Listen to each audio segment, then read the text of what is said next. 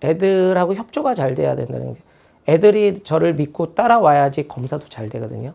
특별하게 마사지법이나 운동은 없어요. 눈이 좋아지게 하는 건 아닌데, 가장 좋은 방법은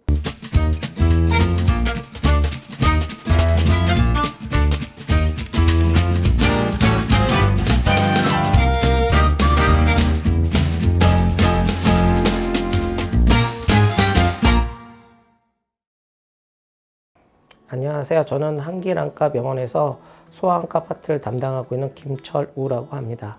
만나 뵙게 돼서 반갑습니다. 안과 의사라는 거는 의사 중에 이제 눈에 관련된 질환을 담당하는 의사라고 생각하면 됩니다. 눈도 여러 구조로 되어 있지만 눈 앞쪽과 중간 뒷부분, 그리고 눈 주변 조직, 피부나 눈꺼풀, 그다음에 눈물샘, 이런 걸 다 관여하는 질환을 담당하는 분야가 안과 분야라고 생각하시면 되겠습니다.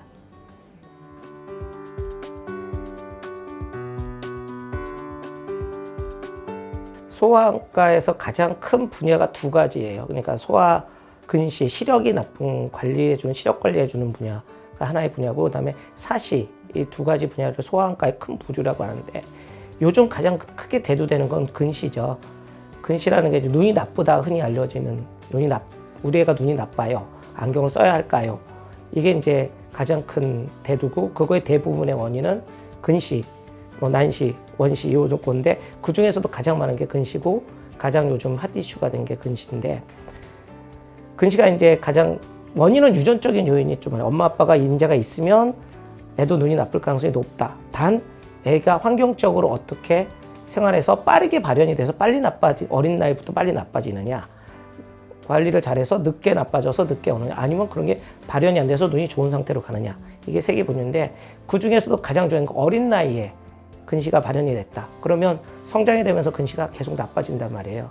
그러면은 마지막의 결과는 아주 많이 나쁜 결과를 오기 때문에, 근시가 아주 심해지면은 눈이 많이 나쁘죠. 그러면 두꺼운 안경을 써야 되고, 그 다음에 근시가 옴으로써 망막이 얇아지는 여러 가지 불편한 병 생기면서, 망막이 얇아지면 시신경도 누르게 되고, 신경조직도 얇아져서 구멍도 나게 되고, 결국에는 근시가 아주 심한 경우에는 실명에도 이를 수 있는 그런 위험도가 있기 때문에, 근시를 컨트롤 해주셔서 적게 나빠지게 해서 결국에는 나중에는 라식술을 해서 안경을 벗게 해주는, 그런 게 관리해주는 게 가장 큰 요즘 이슈라고 생각하시면 될 것 같습니다. 그 근시의 부작용이 있는데, 근시의 부작용이 가장 많은 게 이제 뭐 두꺼운 안경 쓰는 거지만 망막 질환을 일으킬 수 있는데, 망막방리나 망막의 구멍이 얇아지면서 구멍이 찢어져서 생기는 망막방리나, 가운데 부분이 얇아지면서 변성이 생기는 망막 근시성 망막 변성, 그런 거가 있고, 시신경에도 약간 영향 미칠 수 있고, 아주 고도근시는 또 사시도 유발할 수 있어요.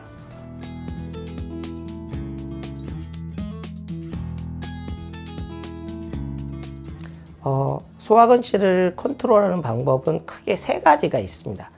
첫째는 이제 우리가 흔히 알려진 렌즈 요법, 드림 렌즈, 하드 렌즈의 일종인 드림 렌즈, 그다음에 요즘 이제 소프트 렌즈라고 하는 마이사이트. 그다음에 두 번째 방법은 약물.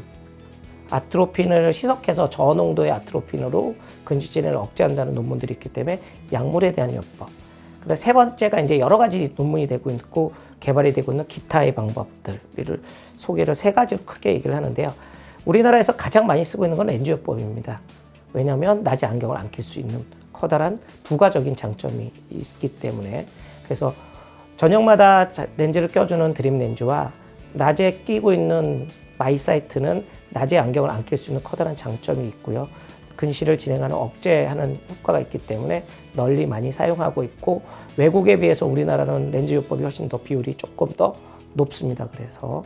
그래서 드림 렌즈와 마이사이트의 큰 차이는, 드림 렌즈는 밤에 끼는 거고 마이사이트는 낮에 끼니까 편리성에 의해서는 마이사이트가 훨씬 더 편하죠. 그리고 재질 면에서도 드림 렌즈는 하드 렌즈고 여기는 소프트 렌즈이기 때문에 끼는 거 착용감이나 편의성도 마이사이트가 좋습니다. 그래서 마이사이트가 요즘은 느는 추세라고 말씀을 드릴 수 있고요. 드림 렌즈도 아직은 전통적인 방법으로 많이들 하고 있고, 전 이거 두 개 다 누구의 노력이 필요하냐면 엄마의 노력이, 엄마가 관리해 줘야 되니까, 엄마 관리해주면서 잘하고 있으면 요즘은 초등학교 때 나빠져도 중학교 때까지 그렇게 안경 없이 생활하는 친구들도 되게 많고 어떤 애들은 고등학교 때까지도 막 끼겠다 그런 애들도 많이 있습니다. 두 번째 방법은 약물요법인데 약물은 아트로피라는 약을 저농도로 희석해서 저녁마다 넣어주는 거죠.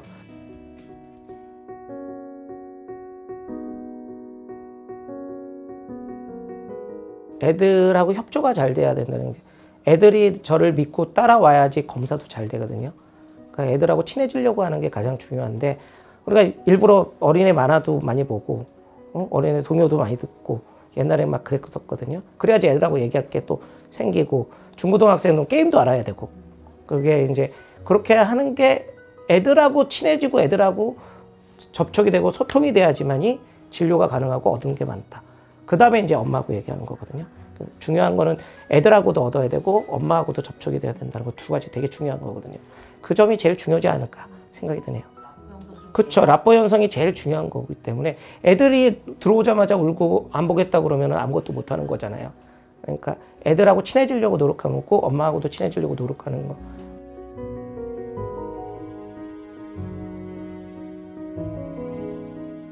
이게 의사한테는 공통된 것 같은데요. 인성이라고 하죠, 인성. 남을 배려할 수 있는 인성. 자기가 요즘 세대는 다 자기 중심적이잖아요. 자기 중심적이 되면서도 상대방을 이해할 수 있는 인성이 있어야지만 의사를 할 수 있을 거다. 자기가 독불장군으로 모든 걸 한다 그러면은 의사 생활을 할 수 있겠지만 힘들고 상대방, 주변 사람들을 힘들게 한다.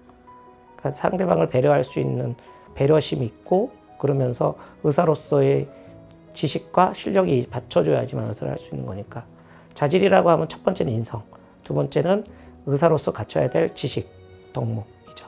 그 두 가지는 꼭 갖춰야 된다고 생각합니다.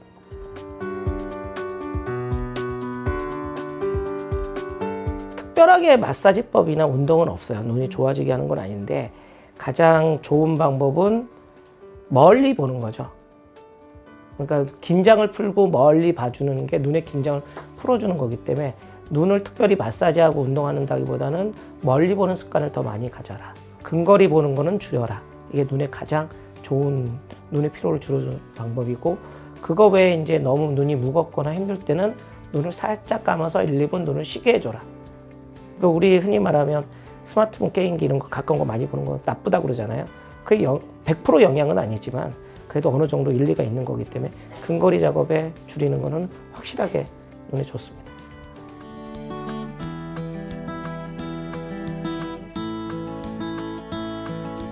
초등학교 때는 그런 6개월에 한 번을 많이 추천해 드리고요.